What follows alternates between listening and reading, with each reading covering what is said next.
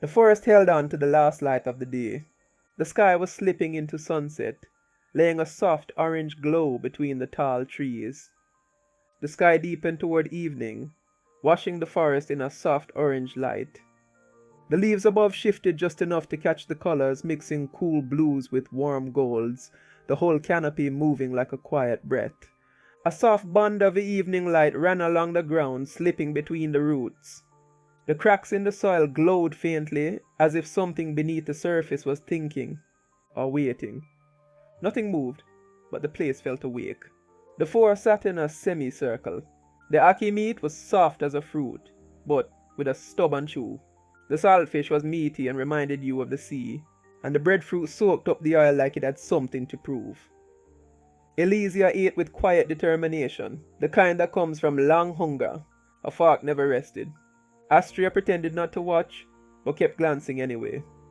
Gardock sat with his shield resting on the ground, eyes flicking from the food to the tree line, as if danger was still deciding whether to show up. Magma paused mid-bite, eyebrows climbing. What kind of woman eats like that? Elysia didn't even look up. If you stop talking, maybe you could taste something too. Astria's laugh was quick, unpolished. She never used to eat like that, and she was never this quiet either. Elysia wiped her mouth with the back of her hand. Her voice came out tired, but still sharp. Try restoring 4 people and see if you still have the strength of Samson. Gardock passed her the rest of his food, wordless for a beat, before saying, "It's a miracle we're even breathing. Anansi nearly killed us. Lightning and thunder in space, so who could believe that?" Magma grinned at him sideways. "He had us under manners, some more than others." Elysia didn't argue.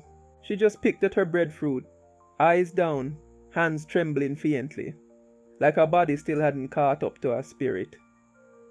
"If I could get a little more energy, maybe I could restore some of her power. But right now," she exhaled, "I don't even know where it would come from." Magma finally broke the quiet. "Didn't you just eat? How can one woman be so greedy?" Her eyes couldn't be seen, but they were felt. "Come suck me out!" Astria snorted so hard she nearly dropped her fork. Gardock coughed to hide his laugh, but failed halfway through. Magma smiled, but didn't say anything. Astria leaned back, still grinning. "I got a little magic left, but my rifle is kinda useless right now." Magma waved her off. "Everybody knows that rifle hasn't done a thing since morning." Astria shot him a glare sharp enough to peel bark. "You argue like a dirty girl. Back off for a few minutes, man." Gardock lifted a hand. "Easy now. If she shoots you, I can't save you this time." The laughter came back, not loud, just the kind that fills the air enough to make the silence less dangerous. Then came the sun, the brittle crackle of glassy soil breaking under heavy boots, static pops creeping along the ground, and by the rhythm of it, more than one person was moving. A voice broke through. "So you are the bastards I've been looking for?" Magma's head snapped up, annoyed. "Who's that?" The man stepped into view, combat boots snapping through the thin glass layer of soil, each step sending tiny sparks skittering across the ground. His vest read police, rifle steady, shades reflecting the evening sun. Multiple figures waited behind him, silent, the kind of silence that made men rethink their next breath. "Superintendent Teneto Adams," he said, voice smooth like he was introducing himself to trouble. "You've got one chance to drop the weapons and walk away." He paused, scanning the face in front of him, that faint smirk cutting through the dusk. "But you won't. Pride fills your belly the same way Aki fills that lady over there." He pointed at Elysia, still eating despite the situation.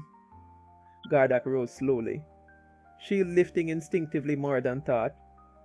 "You didn't have any intention of bringing in any weapons. Stop pretending." Teneto's grin was paper thin. "Right then, since you want to die." "You can die." The forest cracked open with gunfire. The first volley ripped through the trees, short, controlled bursts. 4 rifles talking at once. Muzzle flashes strove between the trees, turning the clearing into a storm of light and thunder. Gardock barely moved. He pivoted his stance, shield tilted just enough to catch the first burst glancing off the curve. Sparks snapped. Charged leaves tore apart in crackling flashes. Shards of obsidian bark burst off the trunks in sharp fragments. The trees rang with a high glassy ping, the kind that makes your teeth buzz. He rotated his wrist a fraction, adjusting the angles as the next rifles joined in. The honey badger shield took the hits and was completely unfazed after the shots stopped. He glanced back briefly. Magma, lend me some of your strength, and don't fight him. We can't kill this one. If we do, it'll look bad on us. He has to run out of ammo eventually, Alicia. Heal me if anything slips through. Ash, stay on support. Alicia's hands tightened around her lunchbox, trying not to let it spill. He doesn't get it. We're not even fighting him. Magma Rod, remember you shot at us, pussyhole. I marked your face. Teneto responded calmly. No need to worry. I had you marked the second I saw you, especially the fat-faced one over there with the rifle. She's my main target. Astria looked offended.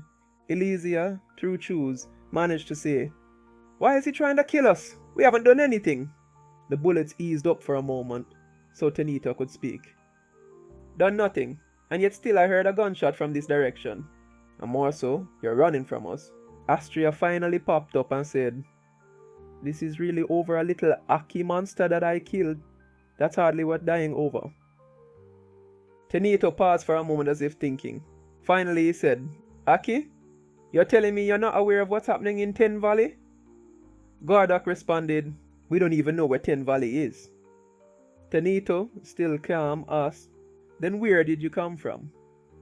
And without missing a beat, Magma responded with, From your mother yard. Teneto didn't like that response. Blood vessels showed on the top of his bald head, but he ignored the pressure and asked again, What is she doing with the weapon? Astria sneered. None of your business, that's what. I don't like men who are so clingy after one meeting. Teneto finally snapped. We came here to retrieve the body of an XCF member killed in one downtown. The killers fled to Ten Valley. I gave you more leniency than I should have, and this is how you respond. Since you insist on dying, let's see who the roll will call up yonder.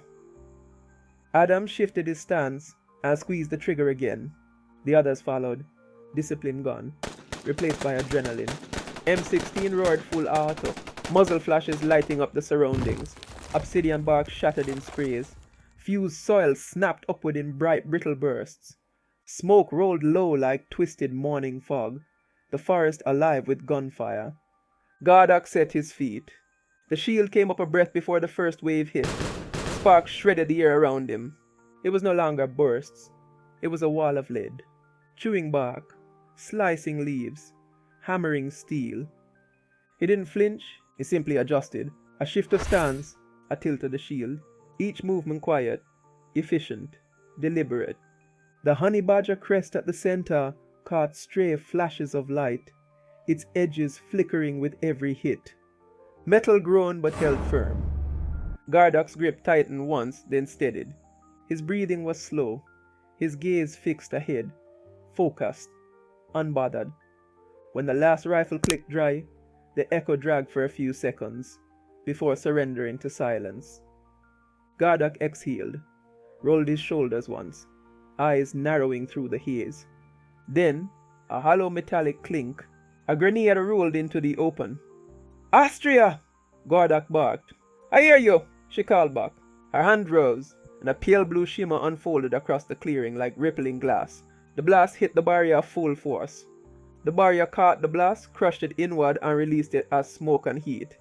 When the haze cleared, they were still standing. Gardock steady behind his shield, the others framed in a fading light, untouched. For a few seconds there was only silence, the forest holding its breath, leaves trembling from the last echoes of static. Then Teneto's voice broke through, proud but shaken. How the hell are you still alive? Gardock didn't lift his gaze. Magic! Teneto spat into the dirt. Magic! He took a few steps forward, smoke twisting around him as his eyes tracked the shield and Astria's fading barrier. Brother, cut the theatrics. Magic isn't real. He tilted his head, eyes narrowing. Can't tell if you're hiding a guard ring behind that shield or anywhere else. He shoved a sigh through his teeth and shook his head. The thing is, I emptied half a box on you lot. Full auto, boom, everything. If that doesn't kill a man, then either the man isn't human, or something behind him is doing work. He looked over his shoulder at his men. Their faces tight, their breathing uneven. They were supposed to have won by now. Morale slipping, he thought. We're running low on rounds and they're still standing. Keep pushing, and I'll have more bodies than bullets. Teneto adjusted his grip and forced a laugh, dry, humorless. You're lucky today. But I've marked your faces. Next time, you're dead. He gave Gardock one last look, committing every detail to memory, then turned into the forest. Squad, move out. The men obeyed.